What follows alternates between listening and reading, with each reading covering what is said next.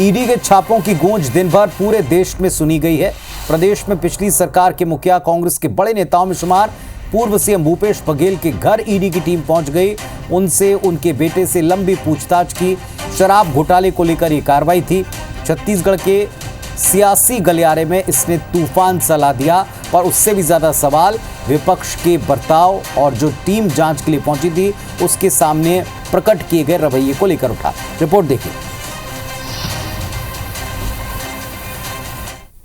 हमारे यहाँ सोना चांदी बिल्कुल नहीं ले गए, क्योंकि जितना डिक्लेयर हुआ था उतना हमारे पास था। वो सारे उसको देख के छोड़ के गए हैं। कोई 25-30 लाख रुपया, फिर 33 लाख ऐसा कुछ बता रहे थे। 33 लाख रुपया नगद मिला, अलग अलग लोगों से, पत्नी से, बेटे से, बहू से, बेटियों से सब मिला। तो हम लोगों के पास खेती भी है और खेती के अलावा डेयरी भी है, तो इसमें स्त्री धन भी है, तो वो कैश इन हैंड भी है।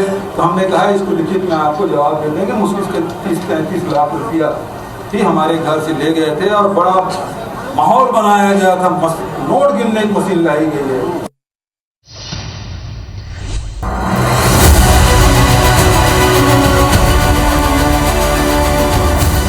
सोमवार सुबह छत्तीसगढ़ के पूर्व सीएम, एआईसीसी महासचिव भूपेश बघेल और उनके बेटे चैतन्य बघेल समेत करीबियों के तकरीबन 14 ठिकानों पर सुबह 7 बजे से ईडी की अलग अलग टीमों ने छापेमार कार्रवाई की। भारी संख्या में तैनात फोर्स के साथ ईडी टीम ने पूर्व सीएम भूपेश और उनके बेटे से घंटों पूछताछ की। बाहर छापे की खबर आग की तरह फैली। बड़ी संख्या में कांग्रेसी कार्यकर्ता भूपेश बघेल के घर के बाहर जमा हो गए। इधर विधानसभा में भी कांग्रेसी विधायकों ने ईडी एक्शन के खिलाफ जमकर हंगामा किया।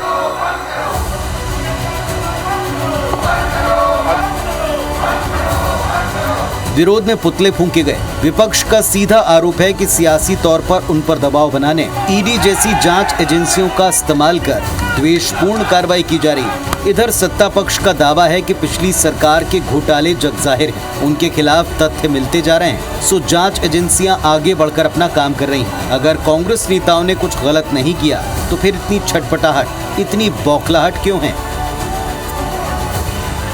दुर्भाग्यपूर्ण और दुर्भावनापूर्ण कार्रवाई मुझे प्रतीत होती है, क्योंकि लगातार ईडी का दुरुपयोग किया जाता रहा है विगत कुछ वर्षों से इस देश में। ये तो जानबूझकर राजनीतिक द्वेष के कारण भूपेश बघेल और उनके परिवार के खिलाफ जो ईडी कार्रवाई कर रही है वो पूरा देश निंदा कर रहा है। भारतीय जनता पार्टी लोकतंत्र को समाप्त करने की कोशिश कर रही है। अंग्रेजों से लड़ते हुए आ रहे हैं और आज भी इस भाजपा रूपी अंग्रेजों से हम लड़ते रहेंगे। कांग्रेस की जो सरकार थी 5 साल की, उसमें तरह तरह के स्कैम हुए, घोटाले हुए और उसकी जांच सेंट्रल एजेंसियां कर रही हैं। लंबे समय से ईडी जांच कर रही है।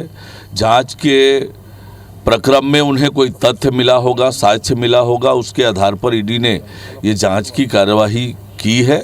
मैं समझता हूं कि ईडी जो है दूध का दूध, पानी के पानी करेगी।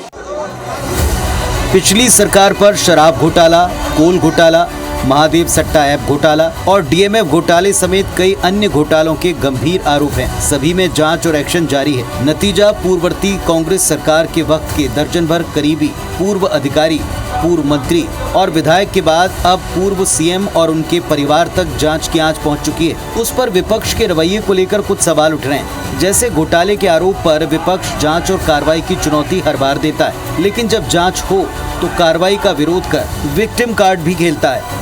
सोमवार को भी जांच एजेंसियों के छापे के दौरान कांग्रेसी विधायकों का सदन छोड़कर प्रदर्शन करना, आते जाते ईडी वाहनों को रोककर हंगामा करना गंभीर सवाल उठा रहा है।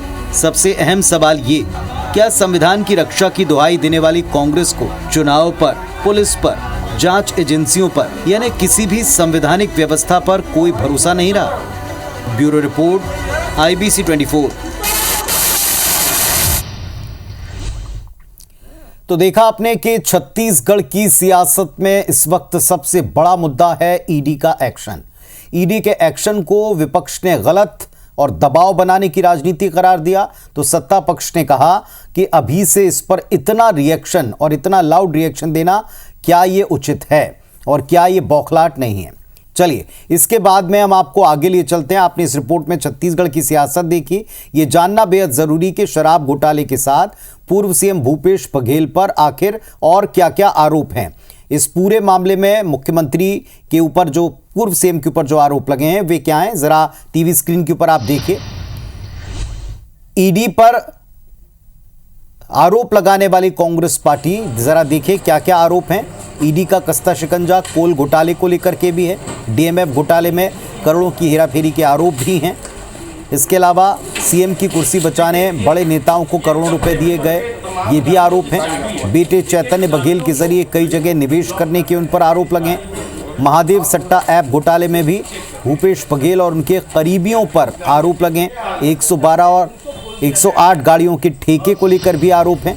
ऐसे कई सारे आरोप उनके ऊपर हैं जिसको लेकर जांचें अभी तक चल रही हैं। लेकिन अब तक क्या हुआ है ये भी ज़रा देख लीजिए। सवाल ये उठता है कि अब उनके सामने किस तरह की चुनौतियां हैं या किस तरह के हालात रह सकते हैं। तो राष्ट्रीय राजनीति में उनका जो बढ़ता कद था उस पर क्या विराम लगेगा, सवाल। जांच एजेंसी के सामने बार बार जाना पड़ेगा, प्रैक्टिकली दिख रहा है। अदालत के चक्कर पड़ सकते हैं, ये कुछ तो नज़र आने लग गए। इसके अलावा आरोप अगर सही सिद्ध हुए तो जेल तक हो सकती है, ये बात कानून के जानकार कह रहे हैं। इसके अलावा जनता के सामने आरोपों पर सफाई अब देनी पड़ेगी। कांग्रेस की जो लड़ाई थी वो थोड़ी कमज़ोर पड़ सकती है। भूपेश बघेल छोटा नाम बिल्कुल नहीं है, वे एक बड़ी हस्ती हैं, बड़ा नाम उनका बन चुका है और राष्ट्रीय स्तर पर उनको कई भूमिकाएं नहीं। छत्तीसगढ़ के पूर्व सीएम, कांग्रेस के कद्दावर नेता, ऐसे में छत्तीसगढ़ की सियासत में इस रेड के बाद और इस तरह के एक्शन के बाद क्या असर हो सकता है, ज़रा ये भी देख लीजिए। टीएस सिंहदेव का कद बढ़ सकता है जैसा कई जानकार मान रहे हैं। बघेल की जो कैबिनेट में सदस्य थे या उनकी किचन कैबिनेट का हिस्सा बताए जाते हैं वो हाशिए पर पहुंच गए हैं और आगे और ऐसा हो सकता है।